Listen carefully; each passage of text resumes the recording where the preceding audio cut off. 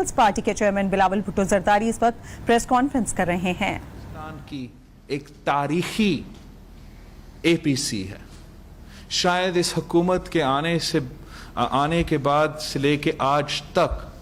کسی ایک فورم یا ایک میٹنگ نہیں رہا جہاں صدر زرداری صاحب بھی اور میاں محمد نواز شریف صاحب بھی موجود تھے۔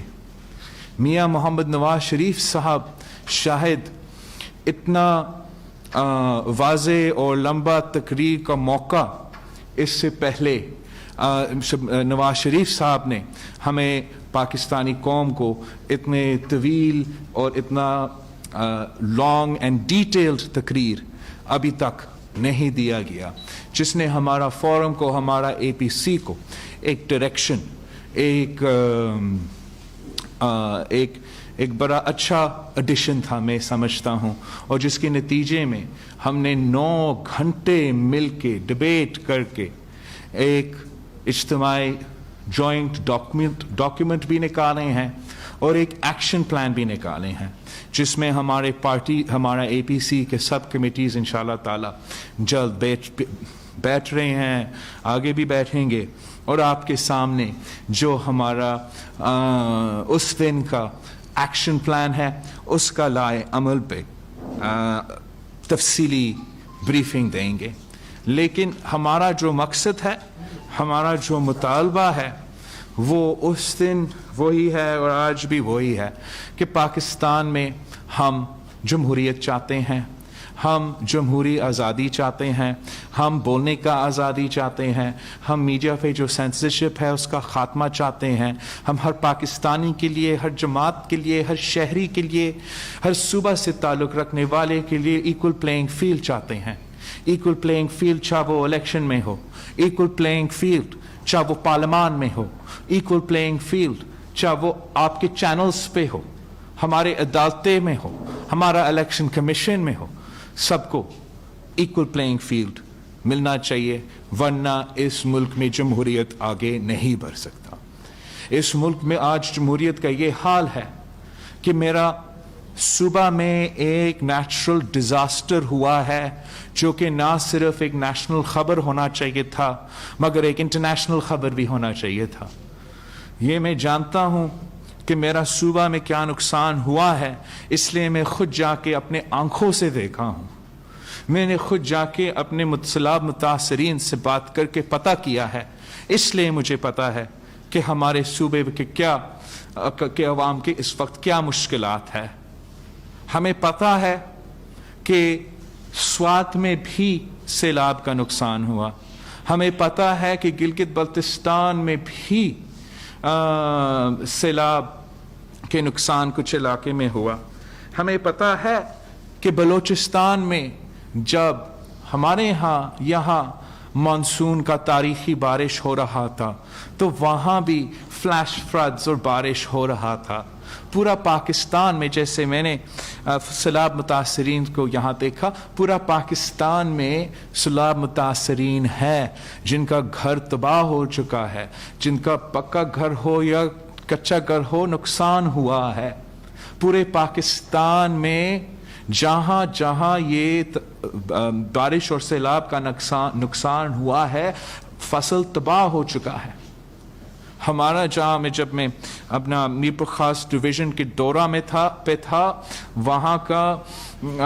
چاہے وہ چلی کراپ ہو، چاہے وہ ہمارا کاٹن کراپ ہو، چاہے بدین کا ٹومیٹو کراپ ہو، بہت نقصان ہوا ہے۔ اس نقصان کو اب اس حالات میں، معاشی حالات میں، جب اس سے پہلے ہم کووڈ کی وجہ سے بہت سے معاشی نقصان اٹھا رہے تھے، ہمارا کسان بھی معاشی نقصان، ہمارے مزدور بھی معاشی نقصان اٹھا رہے تھے، اور ساتھ ساتھ جو ٹڈی دل کا حملہ، جو لوکلز کا حملہ چل رہا تھا، یہ اس کے بعد اس قسم کا نیشنل ڈیزاسٹر ہونا ہمارے کسانوں کا معاشی قتل ہے۔ اور ہم مطالبہ تب سے کر رہے ہیں، آج بھی کر رہے ہیں، وفاقی حکومت سے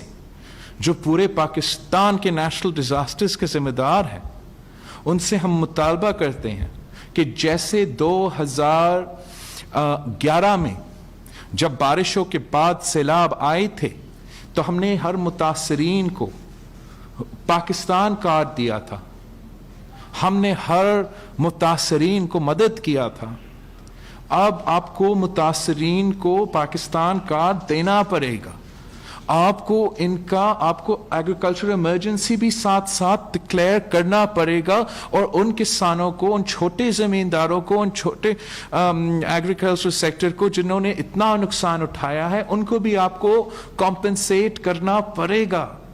اگر پاکستان کی معیشت کا بیک بون زراعت ہے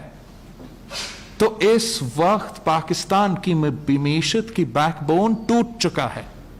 اور وفاقی حکومت کو ایمرجنسی ایکشن لینا پڑے گا ہمارا کسانوں کو مدد کرنے کے لیے. آخر جس ٹاپک کے لیے آپ سب یہاں آئے ہو، پاکستان پیپلز پارٹی کو اور باقی پارلیمانی سیاسی جماعتوں کو اب 19 کو یا 18 کو ہم اپروچ کیے گئے کہ گلگت بلتستان پہ ایک نیشنل سیکیورٹی بریفنگ کے لیے ہمیں دعوت دی گئی. جب بھی اس ملک کا کوئی خطرہ ہوگا، کوئی نیشنل سیکیورٹی کا ایشو ہوگا، چاہے وہ دہشت گردوں کے ایشو پہ ہو، چاہے وہ بھارت کے یا ہمارا آزاد کشمیر گلگت بلتستان کے حوالے سے، فاٹا کے حوالے سے، انتہا پسندی اور دہشت گردی کے حوالے سے، جو بھی ہمارا ملک کا نیشنل سیکیورٹی کا ایشوز ہوں گے، کل بھی ہم اس پہ ایک ہے، آج بھی ہم اس پہ ایک ہے، اور انشاءاللہ تعالی آگے جا کے ہم اس پہ ایک ہی ہوں گے. ہمیشہ سے جو نیشنل سیکیورٹی کے نام پہ میٹنگز بلائے جاتے ہیں،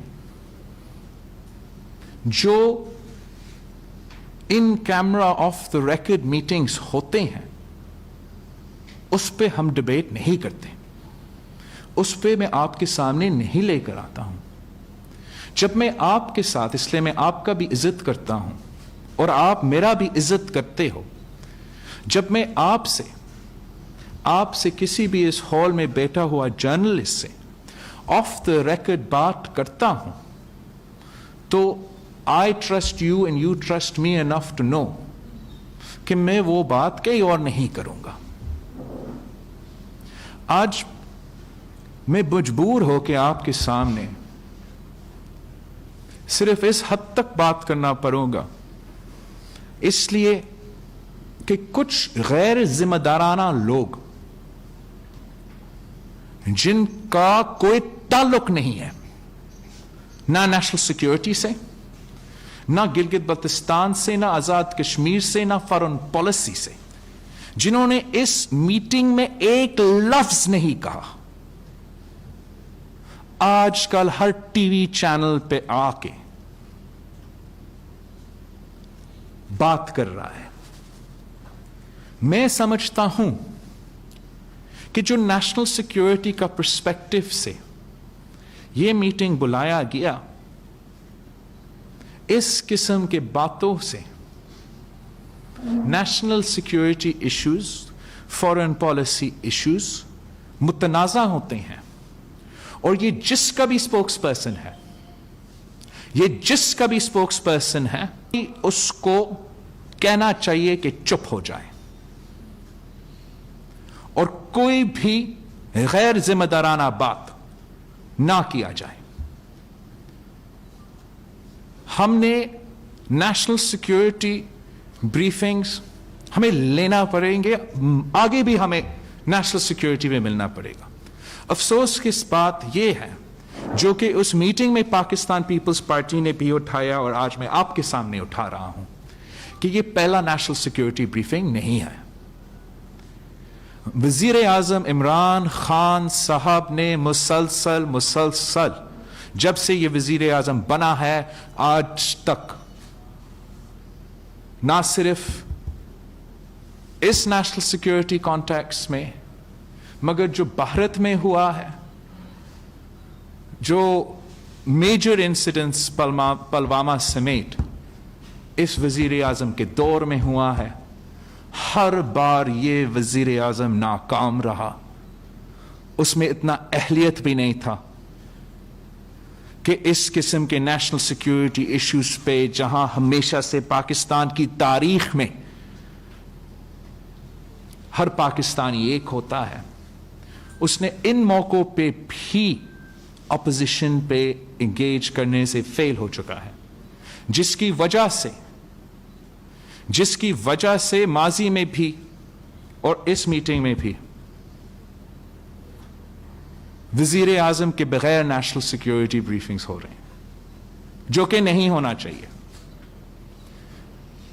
अगर होना चाहिए तो वजीर आजम की मौजूदगी में होना चाहिए था। हम सब इस बात का एतराफ करते हैं। उस मीटिंग में जो भी मौजूद है शायद इस बात को सेकंड भी कर देते। ये एक इस हुकूमत का फेलिंग है जो कि दुरुस्त होना पड़ेगा। वजीर आजम का जिम्मेदारी है, वजीर आजम का रिस्पॉन्सिबिलिटी है, वो उस कुर्सी पे बैठा है जिसका जिम्मेदारी है ऑपोजिशन से एंगेज करना। ऑपोजिशन भी मुहिब्बे वतन है, हुकूमत में भी जो भी हमारा इख्तलाफात है वो मुहिब्बे वतन है। जब कश्मीर की बात आएगी, जब नेशनल सिक्योरिटी की बात आएगी, जब इंतहा पसंदी की, दहशतगर्दी की बात आएगी, हमने हमेशा कोऑपरेट करना चाहा, माजी में हमेशा किया है। इस मौजूदा सेटअप ने अब ऐसे माहौल बनाया है जहां शायद खुदा ना खास्ता हम वो सिक्योरिटी नहीं फील करेंगे कि जो हमारा नेशनल सिक्योरिटी के जो कॉन्वर्सेशंस होंगे, जो ब्रीफिंग्स होंगे, वो भी कॉन्फिडेंशियल नहीं रहेंगे। जहां तक उस मीटिंग की बात है, उस मीटिंग में भी पाकिस्तान पीपल्स पार्टी की पोजीशन ये था, और आज भी आपके सामने ये है कि एक जो मैंने कहा कि इंपॉर्टेंट नेशनल सिक्योरिटी मीटिंग्स के लिए वज़ीर आज़म साहब को मौजूद होना चाहिए और वज़ीर आज़म साहब को अपना काम करना चाहिए। अगर नहीं कर सकता है तो इस्तीफ़ा दो, किसी और को वज़ीर आज़म बनने का मौका दो जो अपना रिस्पॉन्सिबिलिटीज़ संजीदगी के साथ लेता है और हर चीज़ पे अपनी ज़ाती सियासत का नहीं सोचता। पाकिस्तान पीपल्स पार्टी ने उस मीटिंग में और आज आपके सामने ये हमारा मौक़िफ़ है कि गिलगित बल्तिस्तान के अवाम अपने मुस्तक़बिल के फ़ैसले खुद लेंगे। गिलगित बल्तिस्तान के अवाम का ये हक है और वो अपने मुस्तक़बिल के फ़ैसले खुद करेंगे। हमने वहाँ उस मीटिंग में भी पॉइंट आउट किया था कि एक बंदा भी गिलगित बल्तिस्तान से ताल्लुक़ रखने वाला उस मीटिंग में नहीं था। गिलगित बल्तिस्तान के मुस्तक़बिल के फ़ैसले हम चाहते हैं वो खुद ले। हमने उस मीटिंग में कहा और आज भी कह रहे हैं कि फिलफौर गिलगित बल्तिस्तान में फ़ौरन साफ और शफाफ इलेक्शंस करवाया जाए।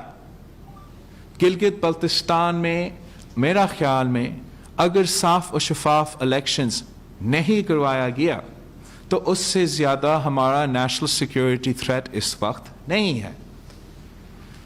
दूसरी बात कि पाकिस्तान पीपल्स पार्टी का 2018 मैनिफेस्टो आप सबको याद है। मैं इस मुल्क के हर कोने में जाके इस मैनिफेस्टो को लहराता था। इस मैनिफेस्टो का पेज 56 गिलगित बल्तिस्तान के इस्लाहात के बारे में है। मैं आने वाले गिलगित बल्तिस्तान के इलेक्शंस इसी मैनिफेस्टो पे लड़ूंगा। एक कॉमा और फुल स्टॉप तब्दील नहीं करूंगा। और मैं साथ साथ मुतालबा करता हूं बाकी जमातों पे, बाकी सियासी जमातों जो गिलगित बल्तिस्तान के इलेक्शंस में हिस्सा लेंगे, کہ وہ بھی اپنے الیکشن مینیفیسٹوز میں جو ابھی ان کا موقف شاید تبدیل ہو رہا ہے تو وہ اپنے مینیفیسٹوز کو بھی اپڈیٹ کر لیں. آپ اپنے مینیفیسٹوز پہ لڑیں, صاف و شفاف الیکشنز کروائیں. جو بھی گلگت بلتستان کے منتخب اسمبلی فیصلہ کریں گے ہمارے سر آنکھوں پہ. یہ جمہوری طریقہ ہوتا ہے اور ایسا ہی گلگت بلتستان کے عوام کے فیصلے کیے جائیں گے. میں سمجھتا ہوں کہ اس میٹنگ کا جو خوشائند بات ہے, جو ایک ویلکم بات ہے, کہ چیف آف آرمی سٹاف بھی ایگری کرتا ہے کہ گلگت بلتستان کے الیکشنز کو فری اینڈ فیئر ہونا چاہیے. اگر ماضی کے الیکشنز پہ ہمارا اختلافات رہے ہیں, مجھے ایک امپریشن ملا اس میٹنگ میں کہ آگے جا کے ہمارے جو چیف آف آرمی سٹاف ہے اس کا بھی یہ خواہش ہے کہ جو ہمیشہ الیکشنز ہمارے متنازع رہتے ہیں وہ نہ ہو, اور ہم اس قسم کا الیکشن ریفارمز کریں جس کے نتیجے میں ہم سب کہہ سکیں گے کہ فری اینڈ فیئر الیکشنز کیے جاتے ہیں اس ملک میں. اس کے لیے سب سے بڑا ٹیسٹ کیس آنے والے گلگت بلتستان کے الیکشنز ہوں گے. انشاءاللہ تعالی میں وہاں خود جا کے پاکستان پیپلز پارٹی کا کیمپین لیڈ کروں گا. اور انشاءاللہ تعالی گلگت بلتستان کے الیکشنز وہ شروعات ہوں گے, وہ شروعات ہوگا جہاں سے ہم صاف اور شفاف غیر متنازع الیکشنز کی طرف بڑھ سکیں گے. اور جو آج نہیں تو کل جنرل الیکشنز ہونے ہیں وہ بھی انشاءاللہ تعالی اگر ساری سیاسی جماعتوں الیکشن ریفارمز پہ کام کرتے ہیں تو ہم ان کو بھی گارنٹی کر سکتے ہیں کہ وہ بھی صاف و شفاف ہو. Before I take your questions, مجھے یہ موقع دے کہ میں اپنے جو گلگت بلتستان کے کینڈیڈیٹس ہیں, ہم نے کچھ پینڈنگ رکھے ہیں لیکن جن کے ہم نے فیصلے کیے ہیں, میں آپ کے تھرو ان کا کینڈیڈیسی کا اعلانات کرنا چاہوں گا.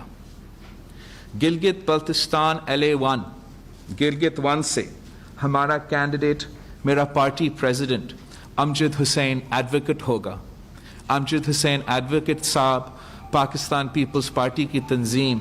وہاں اس کا قیادت کر رہا ہے. ہمارا جو موومنٹ وہاں رہا ہے گلگت بلتستان کے عوام کا حقوق کے لیے, پاکستان پیپلز پارٹی کی تنظیم اس پہ مسلسل کام کر رہے ہیں. وہاں جو ان کے سیاسی مطالبات ہے, آئینی مطالبات ہے, اور انشاءاللہ تعالی وہ گلگت 1 سے ہمارا کینڈیڈیٹ بنے گا. GBLA 2 سے گلگت 2 سے میرا تنظیم کا سینئر وائس پریزیڈنٹ جمیل احمد صاحب گلگت 2 سے انشاءاللہ تعالی میرا پارٹی کا کینڈیڈیٹ ہوگا. اس وقت کراچی میں پیپلز پارٹی کے chairman Bilawal Bhutto Zardari press conference کر رہے ہیں جو اپنے لائیو ملاحظہ کیے.